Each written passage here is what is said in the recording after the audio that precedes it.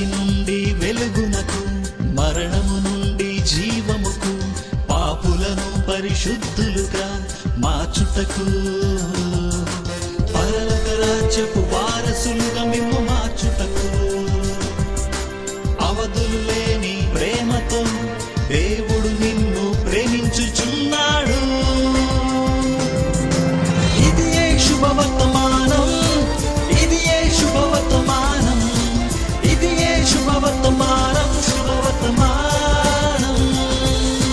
దేవునికే మహిమా.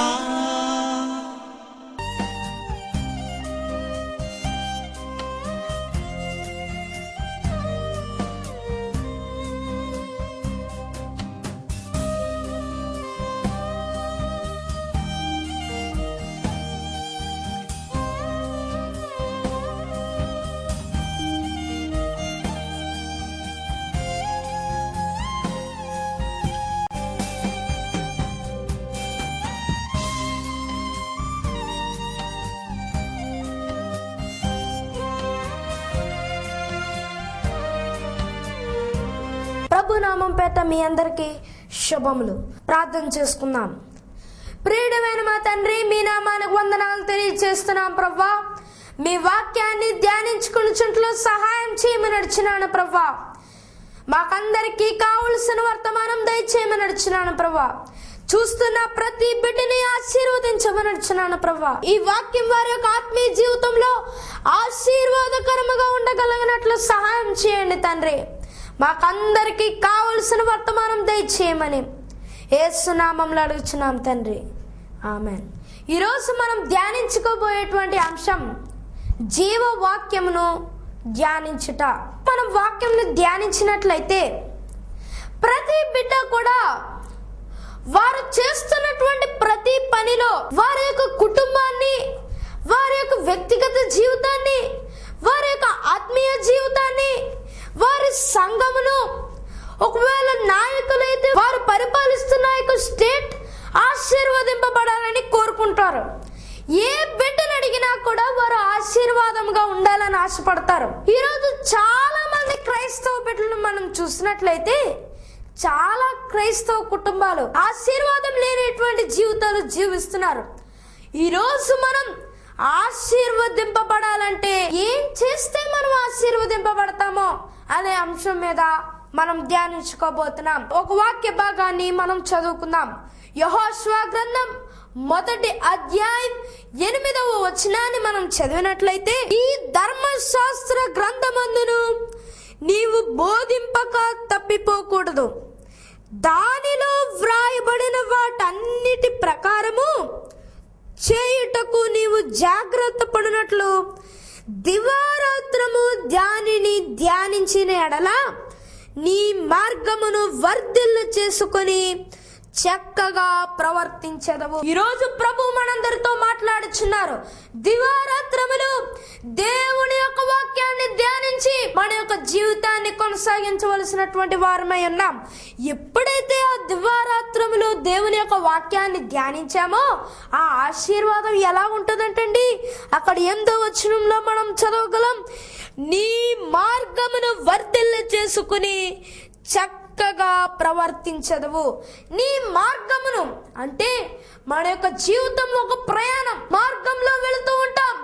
ఆ మార్గాన్ని మనం ఎలా చేసుకోగలమంటండి, వర్ధిల్ల చేసుకొని మన యొక్క జీవితంలో మనం వర్ధిల్లి ఆశీర్వాదకరంగా ఉంటామని ఈ దైవ గ్రంథం ద్వారా మనం తెలుసుకోగలం. అదే రీతిగా మన యొక్క ప్రవర్తన దేవునికి నచ్చేలాగా ఉండాలంటే కూడా ఈ దైవ గ్రంథాన్ని ధ్యానించేటువంటి అనుభవం మన యొక్క జీవితంలో ఎంత అవసరం. ప్రియ క్రైస్తవ బిడ్డలారా, దైవ గ్రంథాన్ని ధ్యానించమని చెప్పారు. అయితే ఈరోజు మనం దావీదు రాసినటువంటి 1వ సంకీర్తన గురించి మనం ధ్యానిద్దాం. ఈ 1వ సంకీర్తనలో ఎంతో చక్కటి మాటలు ఆనాడు రాజైన దావీదు వ్రాసినట్లుగా చూస్తున్నాం. ఈ 1వ సంకీర్తన ప్రిస్క్రిప్షన్ ఫర్ బ్లెస్సింగ్ అని కూడా అంటూ ఉంటాం. ఎందుకు? సాధారణంగా మనం వ్యాధిగ్రస్తులై ఉన్నాం అనుకోండి, వైద్యుని దగ్గరకు వెళ్తాం. వైద్యుని దగ్గరకు వెళ్ళి మన అనారోగ్యత అంతా వైద్యుని దగ్గర చెప్తాం. మాకు ఇలా ఉందండి, మా ప్రాబ్లం ఇదండి, మా ప్రాబ్లం ఇదండి అని. అయితే వైద్యుడు ఏం చేస్తాడు? రోగికి ఆ పేపర్ మీద మందులు రాసి మందుల చీటీని ఆ రోగికి ఇస్తాడు. మందులు కొనుక్కుని ఆ మందులు ఎలా గీసుకోవాలో కూడా ఆ చీటీ మీద రాసి ఇస్తాడు. దాని ప్రిస్క్రిప్షన్ అని లోకంలో మనం అంటూ ఉంటాం.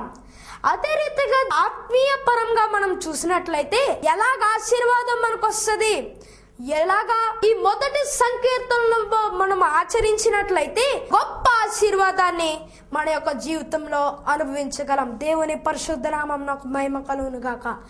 ఎందుకంటే తండ్రి అయిన యెహోవా తన సొంత జనాంగమైన ఇశ్రాయేలీలతో ఒక కవనెంట్ చేశారు దైవ గ్రంథంలో. ఆ కవనెంట్ ఏంటి? వారు విధేయులై ఉండాలని కోరుకుంటున్నారు. ధర్మశాస్త్రాన్ని ఇచ్చారు, ఆ పదాజ్ఞలు ఇచ్చారు. ఆ పదాజ్ఞలు ఎవరి మాటలు? దేవుని యొక్క మాటలు. ఆ దేవుని యొక్క మాటలకి ఇశ్రాయేలీలు లోబడాలని ఆయన ఆశ. అయితే వీరు ఎప్పుడైతే ఆయనకు విధేయులే ఉన్నారో ఆయన వారిని ఆశీర్వదించేవారు. ఎప్పుడైతే వారు దేవునికి అవిధేయులే ఉన్నారో వారిని శిక్షించేవారు కూడా.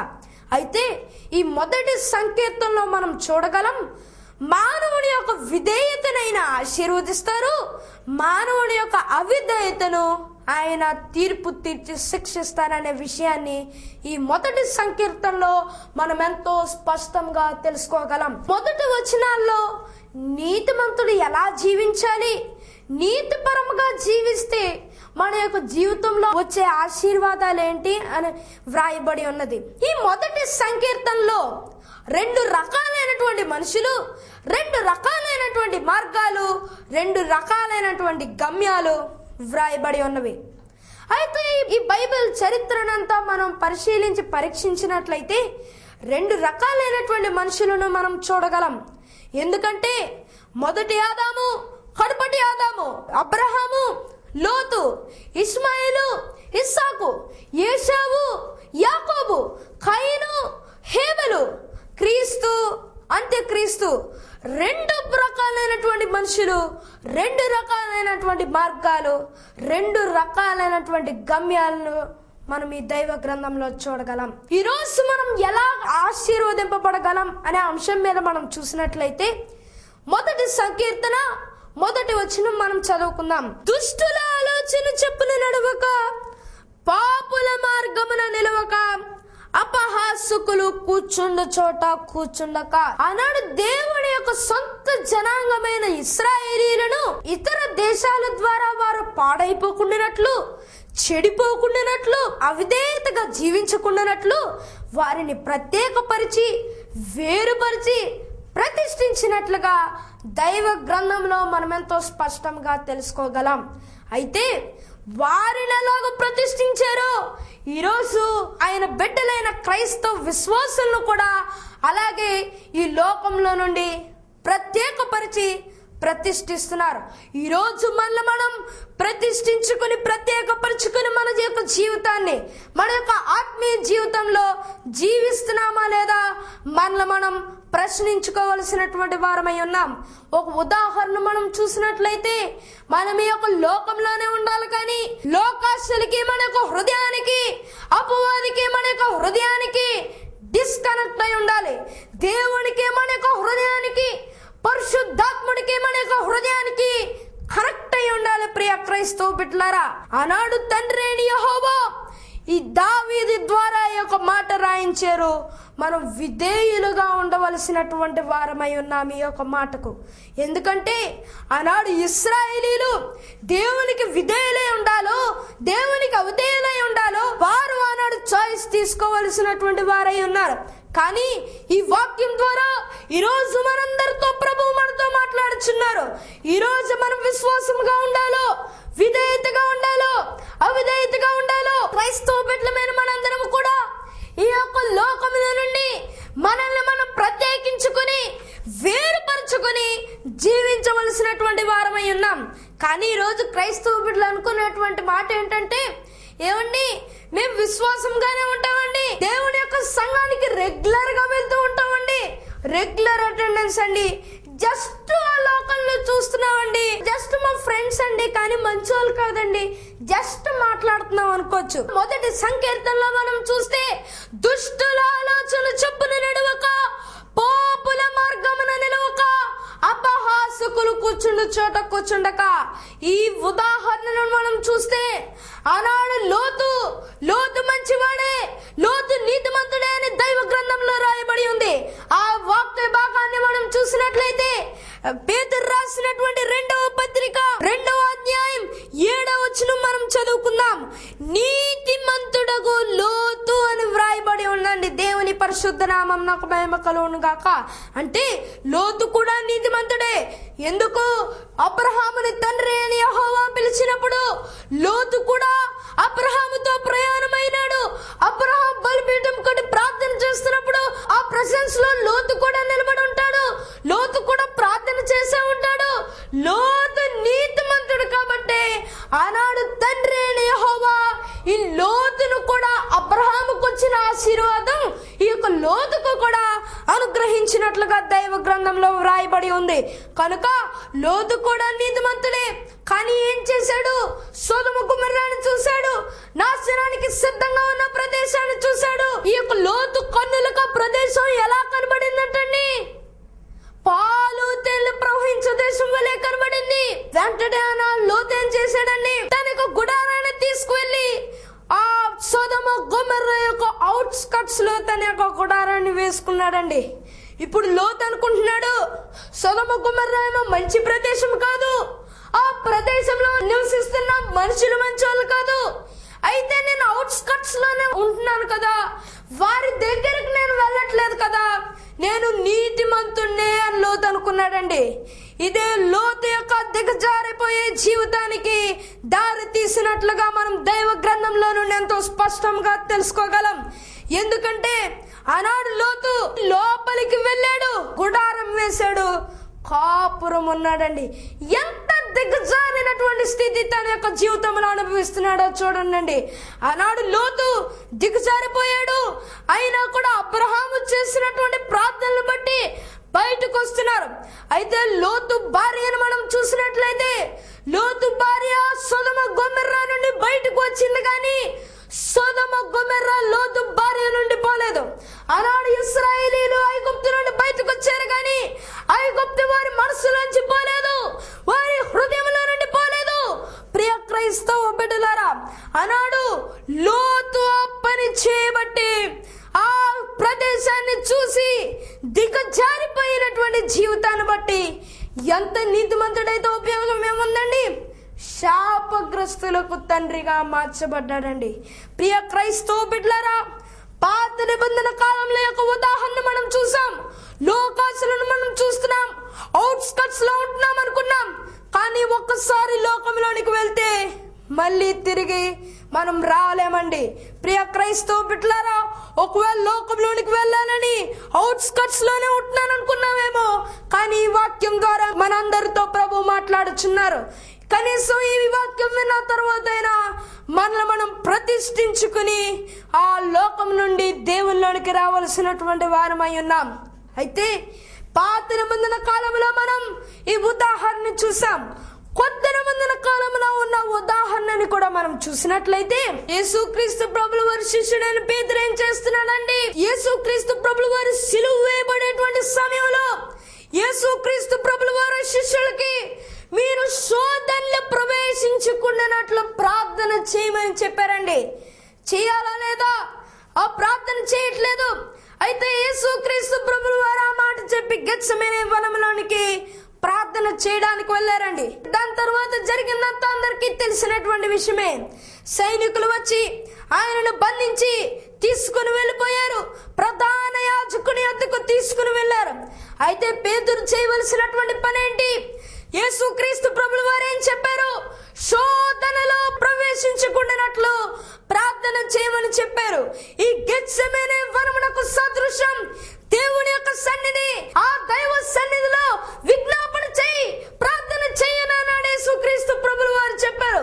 అటువంటి సమయంలో యేసుక్రీస్తు ప్రభుల వారిని ప్రధాన యాజకుని యొద్దకు తీసుకుని వెళ్ళిన తర్వాత పేతురు చేస్తున్నటువంటి పని ఏంటంటే గెత్సెమనే వనములో నుండి బయటకు పారిపోయి యేసు క్రీస్తు ప్రభువు వారి వెనకాల వెంబడిస్తూ ఆయన్ని ప్రధాన యాజకుని యొద్దకు తీసుకువెళ్ళిన తర్వాత ఇప్పుడు పేతురు ఏం చేస్తున్నాడండి?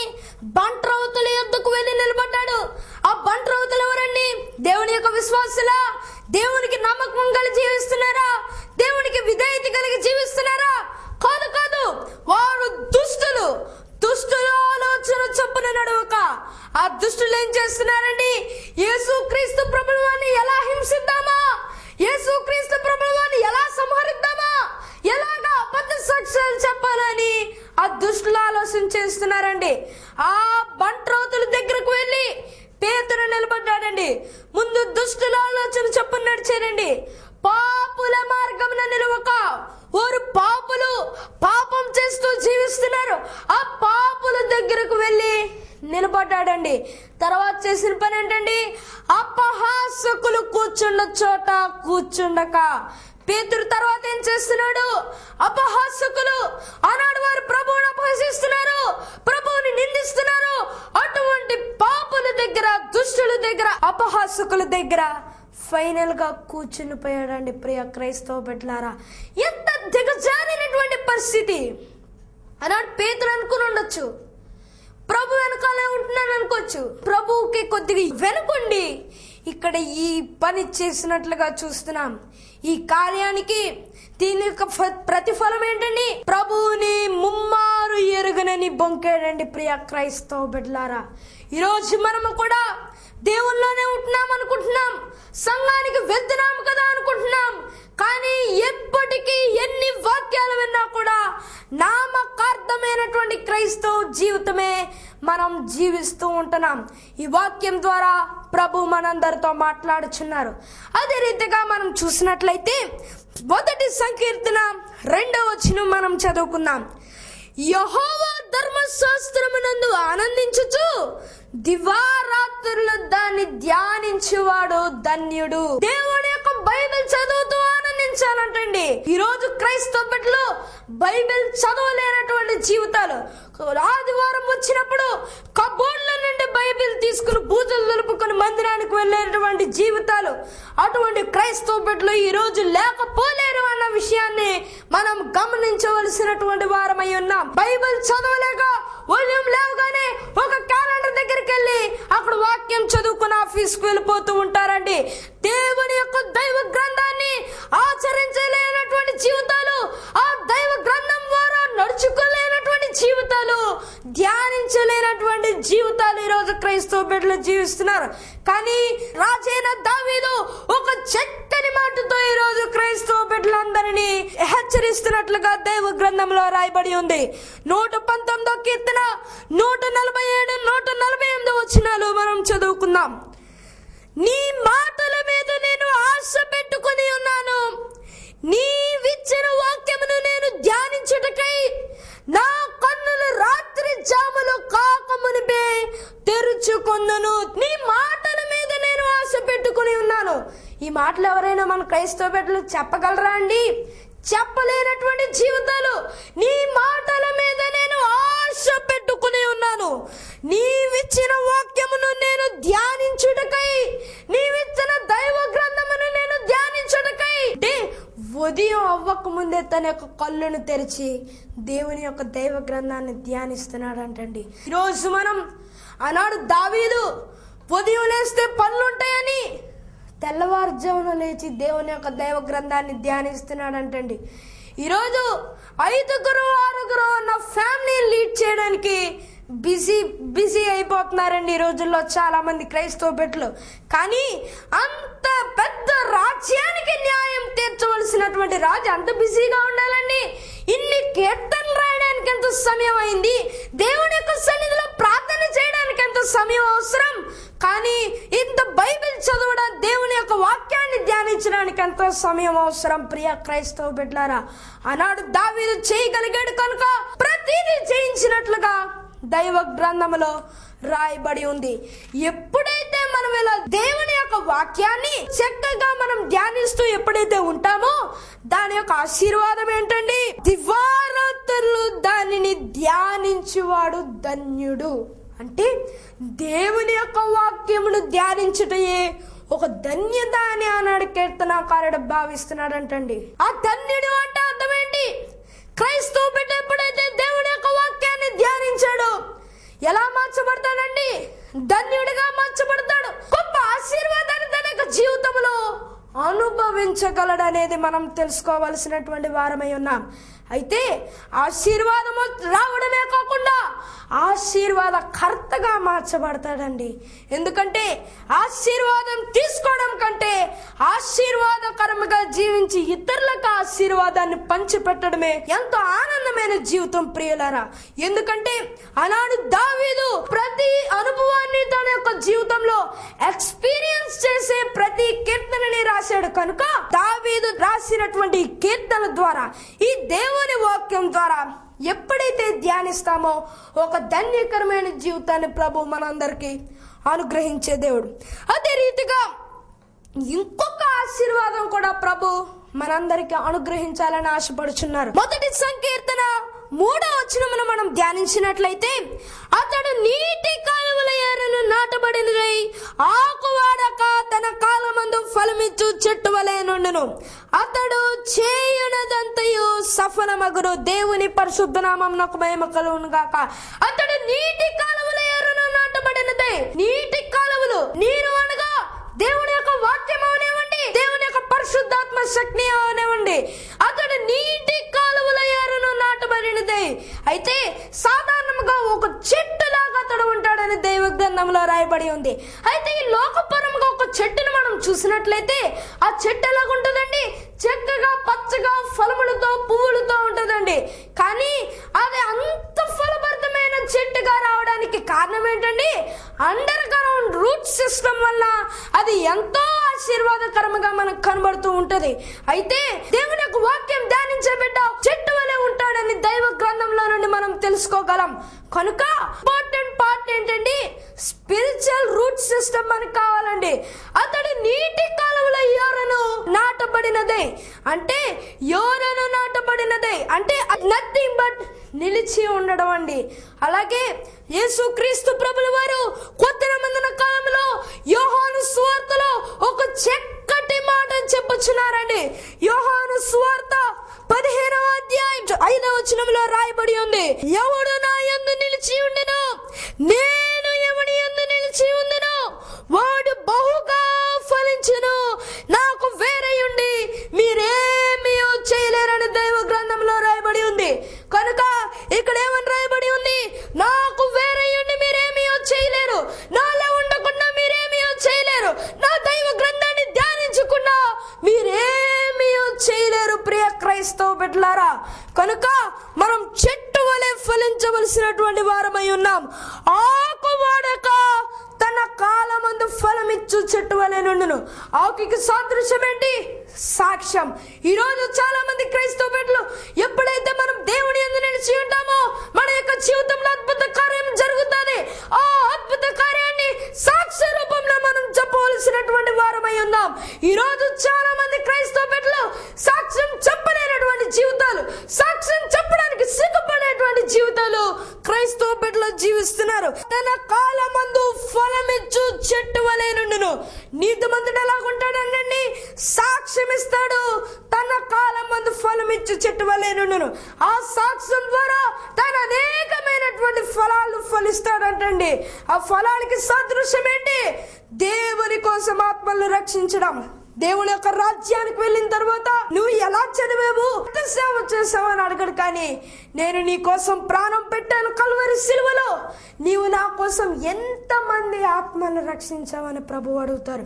ఆ ప్రశ్నకి ఈరోజు మనం సమాధానం చెప్పగలిగేటువంటి స్థితిలో మనం ఉన్నామా లేదా మనల్ని మనం ప్రశ్నించుకోవాలి. ఇప్పుడు వరకు మనం నీతిమంతులను చూసాం, నీతిమంతులు ఎలాగ ఆశీర్వదింపబడతారో మనం చూసాం, ఎలాగ మనం ఆశీర్వాదం పొందగలమో మనం చూసాం. ఈ రోజు ప్రభు మనందరితో మాట్లాడుచున్నారు. ఇప్పటికీ నేను దుష్టుడిలాగానే ఉంటాను, పాపిలాగానే ఉంటాను, అపహాసకుడు లాగానే ఉంటాను, నా యొక్క జీవితాన్ని నేను మార్చుకోనంటే నీవు దుష్టుడుగానే ఉండిపోతావు. అయితే దేవుని యొక్క రాకడ సమీపంగా ఉన్నది. దుష్టులు ఎలాగ జీవిస్తారో, దుష్టులకు కలిగేటువంటి తీర్పు, ఆ శిక్ష ఎలాగుంటుందో మనం చూసినట్లయితే అదే మొదటి సంకీర్తన 4-5 వచనాలు మనం చదువుకుందాం. దుష్టులు అలాగునుండక గాలి చెదరగొట్టు పట్టువలేనందురు, కాబట్టి న్యాయ విమర్శనలు దుష్టులను నీతిమంతుల సభలో పాపులను నిలవరు. నీతిమంతుల మార్గము యెహోవాకు తెలియను, దుష్టుల మార్గము నాశనమునకు నడుపును. దుష్టులు ఎలాగుంటారంటే గాలి చెదరగొట్టు పట్టువలే ఉంటారు. దేవుని యొక్క రాకడ సమీపంగా ఉంది. ఆ రాకడ దినమందు గురుగుల నుండి గోధుమలు వేరు చేస్తారు, గింజ నుండి పట్టును వేరు చేస్తారు.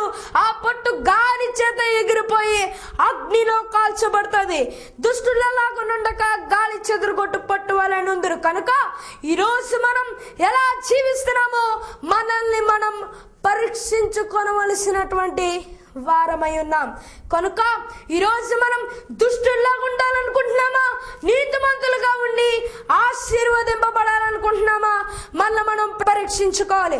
ఈరోజు ఈ మన ఎదుట యొక్క చాయిస్ ఉంది, మనమే యొక్క డెసిషన్ తీసుకోవాలి. ఎందుకంటే ద్వితీయోపదేశకాండంలో రాయబడి ఉంది, జీవమును మరణమును ఆశీర్వాదమును శాపమును మీ ముందుంచాను, మీరు ఏది తీసుకుంటారో తీసుకోండి అని ద్వితీయోపదేశకాండంలో రాయబడి ఉంది. కనుక దుష్టులని నీతిమంతుల్ని మన యొక్క ముందు ఉంచారు. ఒకవేళ మనం నీతిమంతులుగా ఉండి ఆశీర్వదింపబడి దేవుని యొక్క రాకడలో ఆ పరలోక రాజ్యంలో ఉండాలనుకుంటే ఈ నీతిమంతుడు చేయవలసినటువంటి పనులు చేసి ఆశీర్వదింపబడదాం. అటువంటి ధన్యకరమైన జీవితం ఆ పరిశుద్ధాత్మ దేవుడు మనందరికీ అనుగ్రహించును గాక. ఆమేన్. ప్రార్థన చేసుకుందాం. ప్రియుడైన మా తండ్రి, మీ నామానికి వందనాలు తెలియజేస్తున్నాం ప్రభువా. ఈ రోజు మేము వాక్యాన్ని ధ్యానించుకుని చుట్టూ సహాయం చేశారు ప్రభువా, మీకు వందనాలు తండ్రి. ఈ వాక్యం ద్వారా మా ఆత్మీయ జీవితాలు ఆశీర్వదింపబడగలట్లు సహాయం చేయమని, నీతిమంతుల వలె ఉండి ఆశీర్వాదం మా జీవితాల మీద కుమ్మరించమని యేసు నామములో అడుగుచున్నాం తండ్రి. ఆమేన్. ప్రభువు నామం పేత మీ అందరికీ శుభములు. శుభవర్తమానం అనే టీవీ కార్యక్రమం మొదలై సంవత్సరం పూర్తవుతున్నది. టీవీ ప్రోగ్రామ్ కు ఆర్థిక సహకారం అందించిన వారి కుటుంబంలోకు, అదే రీతిగా ప్రార్థనా సహకారం అందించిన వారికి, చిన్నవాడినైనా నన్ను ప్రేమించి ప్రోత్సాహపరిచి సువార్త కొడుకులకు సువార్త ప్రకటించుటకు నన్ను ఆహ్వానించిన దైవ సేవకులకు, వారి కుటుంబంలోకు, వారి పరిచర్యకు, అదే రీతిగా టీవీ ప్రోగ్రామ్ చూసి కాల్ చేసి నన్ను ఎంకరేజ్ చేసిన వారికి, టీవీ ముందు కూర్చుని చూస్తున్న ప్రేక్షకులకు, మరి ముఖ్యంగా ఈ శుభవర్తమానం అనే టీవీ కార్యక్రమంలోనికి నన్ను ఇంట్రడ్యూస్ చేసిన దేవ్ ప్రసాద్ అంకుల్ కి, బెన్హర్ గారికి, కార్యక్రమంలో ప్రసారం చేయుటకు సహకరిస్తున్న రక్షణ టీవీ బృందమునకు ప్రభు నామం పేట వందనాలు తెలియజేస్తున్నాను. చిరునామా prayer house, brother S Samuel Priya Bharat, late brother Elijah doctor Sushila house, door number 2-43-3, post box number 29, Alcot Gardens, Rajahmundry 533101. మీ ప్రార్థన అవసరతలను మాకు తెలియపరచవలసిన మా ఫోన్ నెంబర్స్ 9849590298, 9490712423. మా ల్యాండ్ నెంబర్స్ 0883-2420-298 మరియు 243-2020. శుభవర్తమానం, ఇది శుభవర్తమానం, ఇది శుభవర్తమానం.